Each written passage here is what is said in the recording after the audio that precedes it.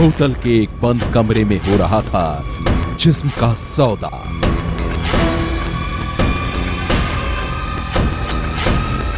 कमरे में मौजूद कॉल गर्ल्स के साथ की जा रही थी अय्याशी, और उस अय्याशी के साथ ही तैयार हो रहा था ये एमएमएस।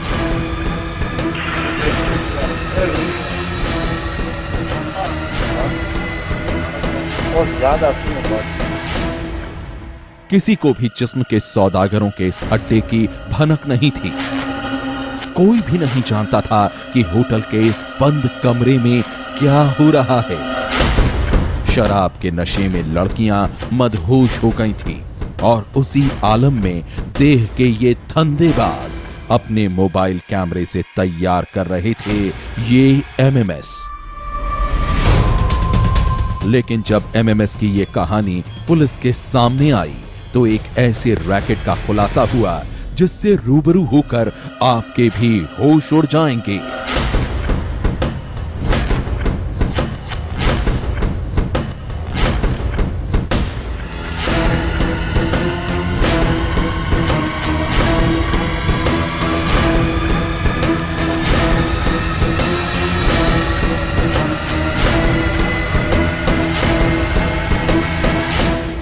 गौर से देखिएगा इन तस्वीरों को, इस एमएमएस को।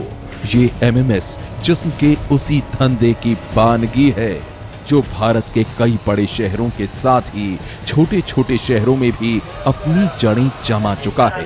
तभी तो उत्तराखंड के हल्द्वानी में भी देह के दलाल लंबे अरसे से नेपाली लड़कियों को जिस्म के दलदल में धकेल रहे थे और पुलिस बेखबर थी।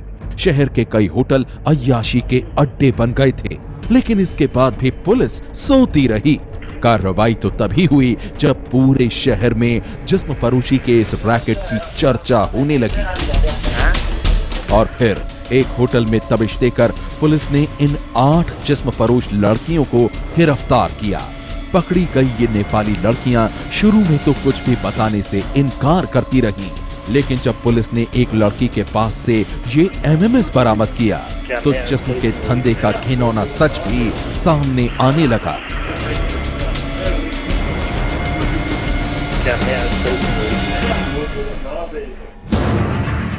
पूछताछ में इन लड़कियों ने पुलिस को बताया कि वो नेपाल की रहने वाली हैं, लेकिन मोटी कमाई का लालच देकर देह के दलालों ने इन्हें जिस्म फरोशी के धंधे में उतार दिया।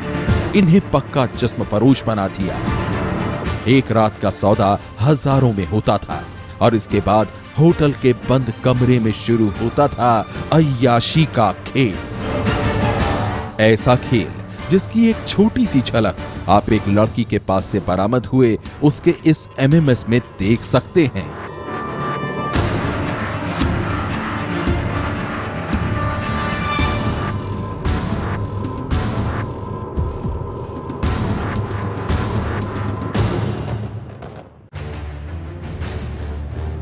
पकड़ी गई इन जिस्म फरोश लड़कियों ने पुलिस के सामने इस बात का भी खुलासा किया कि भारत के अलग अलग शहरों में रहने वाले जिस्म के दलाल अपने एजेंटों के जरिए नेपाली लड़कियों से संपर्क करते हैं, उन्हें अच्छी नौकरी का लालच देते हैं और फिर बनबासा बॉर्डर से बसों में बिठाकर इन्हें भारत लाया जाता है और इसके बाद उन्हें धोखे से या फिर पहला फुसलाकर जिस्म फरोशी के धंधे में धकेल दिया जाता है।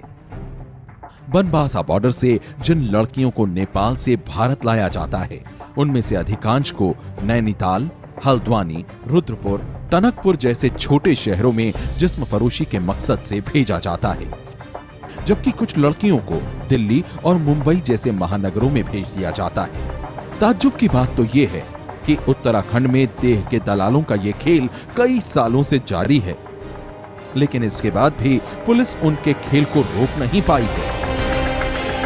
मिसिंग फीमेल्स में तो एक मिक्सचर हो जाता है, कई बार मैरिज के लिए जाती हैं, लेकिन मिसिंग गर्ल चाइल्ड पे इसलिए ज़्यादा फोकस कर रहे हैं हम, क्योंकि इसमें हम ये देख सकते हैं कि वो कहीं किसी गलत जगह तो नहीं उनका इस्तेमाल किया जा रहा है। इन सब को देखते हुए हमारे प्रयास जारी हैं और इसमें हम लोग आगे भी काफ़ी काम करते रहेंगे। जिस्म के इस घिनौने खेल में सबसे डरावनी बात तो ये है कि देह के दलाल कम उम्र की बच्चियों को भी पैसों की खातिर जिस्म फरोशी के धंधे में धकेल रहे हैं और इसके बाद भी पुलिस कोई समुचित कार्रवाई नहीं करती है और अपनी नाकामी को छुपाने के लिए कोई ना कोई बहाना बना लेती है। इस पे जो हमारी चेकिंग की बात होती है वो तो निरंतर चलती है। यद्यपि ये पकड़ना बड़ा मुश्किल हो जाता है कि कौन ट्रेड के लिए किया जा रहा है, कौन सा एक सामान्य मूवमेंट के लिए किया जा रहा है। उत्तराखंड की तरह ही नेपाल की सीमा से सटे यूपी के कई जिलों में भी देह व्यापार का ये धंधा अब पूरी तरह से फल फूल रहा है। इस संदर्भ में यूपी के गोरखपुर, महाराजगंज, बहराइच और देवरिया में भी कुछ महीने पहले पुलिस ने जिस्म फरोशी के एक ऐसे ही रैकेट का खुलासा किया था। पुलिस के मुताबिक जिस्म फरोशी के दलाल अक्सर नेपाल के गरीब परिवार से ताल्लुक रखने वाली कम उम्र की लड़कियों को झांसा देते हैं। ऐसा वो इसलिए करते हैं कि भारत की सीमा में दाखिल होते वक्त किसी को उन पर शक ना हो। जैसे ही वो लड़कियां भारत की सीमा में दाखिल होती हैं, देह के दलाल उन्हें अपने अड्डे पर ले जाते हैं और फिर जबरदस्ती ऑक्सीटोसिन का इंजेक्शन देकर उन्हें कच्ची उम्र में ही जवान बना देते हैं। जरा सोचिए कितने बेरहम होंगे देह के वो दलाल। जिस ऑक्सीटोसिन के इंजेक्शन का इस्तेमाल गैर कानूनी तरीके से दुधारू जानवरों के साथ ही हरी सब्जियों को जल्द बड़ा करने के लिए किया जाता है, उसी इंजेक्शन का इस्तेमाल कम उम्र की लड़कियों को जिस्म फरोशी के दलदल में धकेल देने के लिए किया जाता है और फिर बाद में उन्हें देश के दूसरे बड़े शहरों में जिस्म फरोशी के लिए भेज दिया जाता है। इस संदर्भ में नेशनल क्राइम रिकॉर्ड ब्यूरो का एक सर्वे तो और भी चौंकाने वाला है। रिपोर्ट के मुताबिक भारत में चल रहे जिस्म फरोशी के धंधे में 20% लड़कियां नेपाल की होती हैं और इस धंधे से जुड़े दलाल खतरनाक ऑक्सीटोसिन इंजेक्शन का इस्तेमाल करके अब उन लड़कियों की जान से खिलवाड़ करने पर उतारू हैं। सनसनी के लिए हल्द्वानी से कौशलेंद्र मिश्र के साथ गोरखपुर से पंकज झा की रिपोर्ट।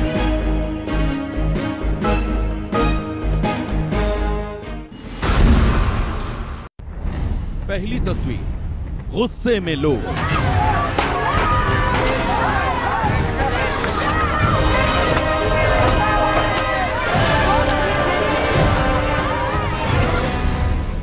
दूसरी तस्वीर, एक जख्मी औरत।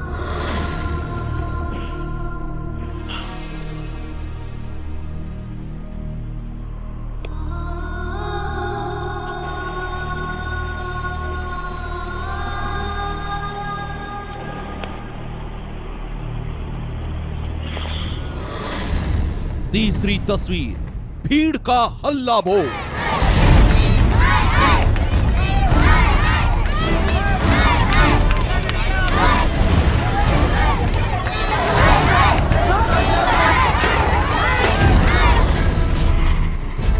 ये तीनों तस्वीरें अलग अलग समय की हैं, लेकिन इन तीनों के पीछे की कहानी एक ही है।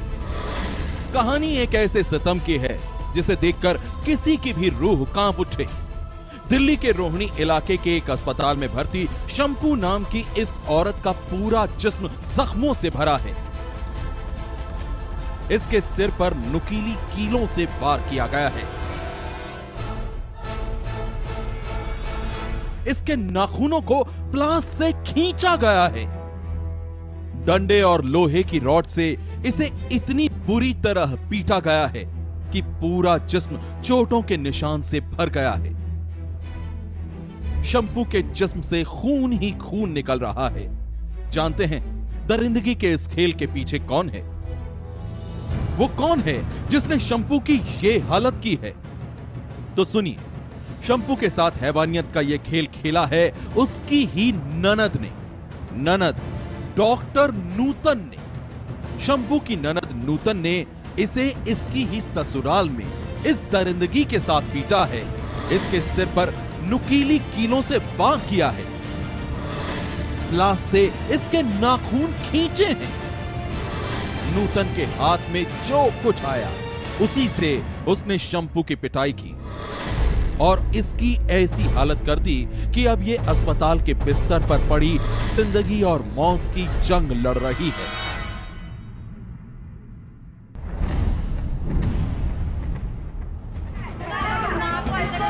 दिल्ली के रोहिणी इलाके में रहने वाली शंपू के ससुराल वालों की माने तो शंपू और उसकी ननद के बीच आए दिन छोटी छोटी बात पर झगड़े होते रहते थे, लेकिन झगड़ा ऐसे खौफनाक मोड़ पर पहुंच जाएगा ये किसी ने भी नहीं सोचा था।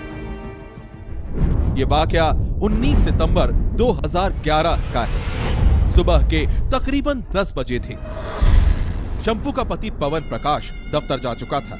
पवन सोनीपत में एक बैंक में अधिकारी है। बच्चे स्कूल में थे, तभी पड़ोस के लोगों को शंपू के घर से चीख पुकार की आवाज सुनाई दी। पहले तो लोगों ने घरेलू झगड़ा समझकर उन आवाजों को नजरअंदाज कर दिया, लेकिन जब आवाजें आनी तेज हो गईं, तो इलाके के लोग शंपू के मकान में दाखिल हुए। लोगों के मुताबिक घर के अंदर का नजारा रोंगटे खड़े कर देने वाला था। शंपू डर से बुरी तरह से कांप रही थी। उसके जिस्म पर कपड़े नहीं थे, पूरे शरीर से खून निकल रहा था और हालत बेहद ही खराब थी। इलाके के लोगों ने फौरन शंपू के जिस्म को चादर से ढका और फिर उसे घर से बाहर ले आए। जिस समय में आई वो पूरी तरह नग्न अवस्था में बाथरूम में बंद थी। खून से पूरी तरह रक्त रंजित बाथरूम था। मैंने उससे कहा कि लाइट कहाँ है, यहाँ क्या हुआ? और मैं देखकर एकदम दहल गई और मेरे साथ एक और महिला आई थी, वो उसे देखते वहीं पछाड़ खाकर गिर गई। उसके बाद हम लोगों ने उसको बाहर बुलाने की कोशिश की तो जो इसकी बुआ है उसने कहा कि नहीं इसको बाहर नहीं ले जाना, और शी सेड की टेक बात, फटाफट बात कर और कपड़े पहन। हमने कहा हम इसको इसी अवस्था में बाहर ले जाएंगे। हमने उसके डबल बेड से चादर खींचकर उसके ऊपर उसको लपेटा, और जब उसको बाहर लाए वो पूर्ण रूप से सफेद थी, डरी हुई थी, और इतनी ज्यादा डरी हुई थी कि she can not utter a single word. लोगों ने जब शंपू से पूछा कि उसकी ये हालत किसने की है, शंपू ने कांपते होंठों से अपनी ननद नूतन का नाम लिया। बस फिर क्या था, शंपू के इतना कहते ही लोग भड़क उठे। पहले तो सभी ने शंपू को अस्पताल पहुंचाया और फिर पुलिस को खबर कर दी। वो नन जो है अपनी भाभी को बहुत मारती थी, बहुत बुरे तरीके से मारती थी। जो भाभी है वो पूरे दिन ऊपर नीचे करती थी, लेकिन जो उनकी नंद है वो हमेशा उनके ऊपर अत्याचार करती थी, उनको हमेशा बहुत मारती थी। ये तो 8-9 साल से चला, लेकिन पता कि थोड़ा मोटा पता लगता था पड़ोस में, लेकिन अब तो हद हो गई ना। सर मुंह में कपड़े डाल के बर्तन नहीं साफ करे तो लड़ाई, पोछा थोड़ा रह गया तो लड़ाई, मतलब छोटी छोटी बातों पे खूब मारा करती। इलाके के लोग बेहद गुस्से में थे। थोड़ी देर में पुलिस भी मौके पर पहुंच गई। पुलिस ने फौरन नूतन के खिलाफ मामला दर्ज कर उसे गिरफ्तार कर लिया। उधर घर में हुए इस झगड़े की भनक जैसे ही शंपू के पति को लगी, वो फौरन अस्पताल पहुंच गया। शंपू के पति का कहना है कि उसकी बहन और पत्नी के बीच झगड़े तो पहले भी होते रहते थे, लेकिन झगड़ा ऐसा रूप ले लेगा ये उसने कभी नहीं सोचा था। घरेलू झगड़ा होता है, दोनों आपस में लड़ गई और दोनों आपस में लड़के हैं। आपने कभी इस बात का विरोध किया अपने घर में? किस चीज़ का विरोध? आज तो मैं था ही नहीं घर में। तो सर बात सिर्फ आज की नहीं है, जो उनके जख्मों को देखकर लगता है कि ये बहुत पहले से उनके साथ मारपीट चली आ रही है। काफी और हुआ तो उसने विरोध किया, मैंने विरोध तो किया ही, और विरोध तो क्या किया जा सकता है, पत्नी है, बहन है, यही विरोध किया कि भाई नहीं होना चाहिए। आज पता नहीं इतना कठिन सिचुएशन कैसे बन गया। शंपू का पति इस पूरे खौफनाक वाकये को घरेलू झगड़ा मानकर हल्के में ले रहा है, लेकिन शंपू की हालत देखने के बाद इलाके के लोगों का तो यही कहना है कि ये तो दरिंदगी की इंतहा है। उधर मामले की जांच में जुटी पुलिस ने शंपू की ननद नूतन को थाने से ही जमानत पर रिहा कर दिया। इलाके के लोगों को जैसे ही पता चला कि पुलिस ने शंपू को दरिंदगी से पीटने वाली नूतन को इतनी जल्दी आजाद कर दिया, इलाके के लोग भड़क उठे। लोगों ने जमकर तोड़फोड़ मचानी शुरू कर दी।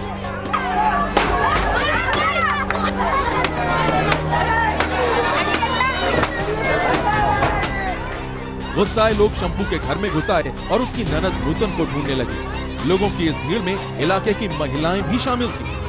लोगों का इल्जाम है कि पुलिस ने इस मामले में रिश्वत ली है।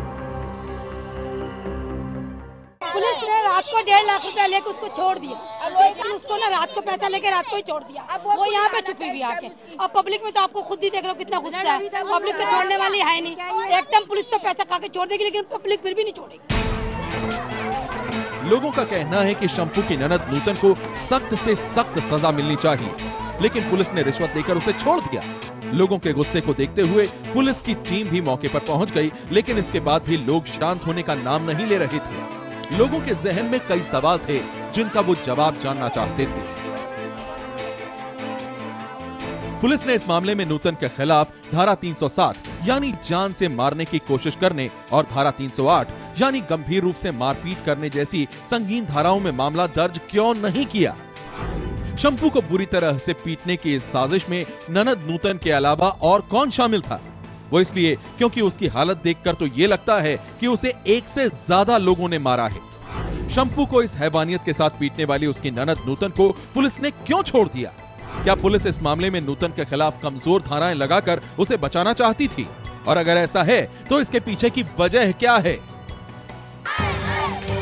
ये वो सवाल हैं जिनके जवाब देना पुलिस के लिए भी भारी पड़ रहा है।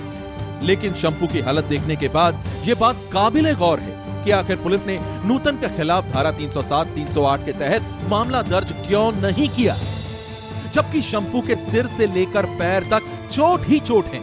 उसके बाल भी उखाड़े गए हैं, यहाँ तक कि उसके नाजुक अंग भी बुरी तरह से जख्मी है। फिलहाल शंपू कुछ भी बोलने की हालत में नहीं है। जब तक उसकी हालत ठीक नहीं हो जाती तब तक इस बात का भी खुलासा होना मुश्किल है कि उसे इस हैवानियत के साथ पीटने में उसकी ननद नूतन के अलावा और कौन कौन शामिल थे।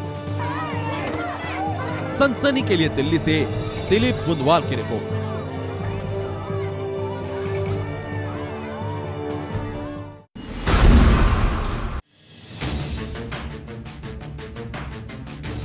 रातों रात अमीर बनने के लिए इस शख्स ने क्या क्या नहीं किया।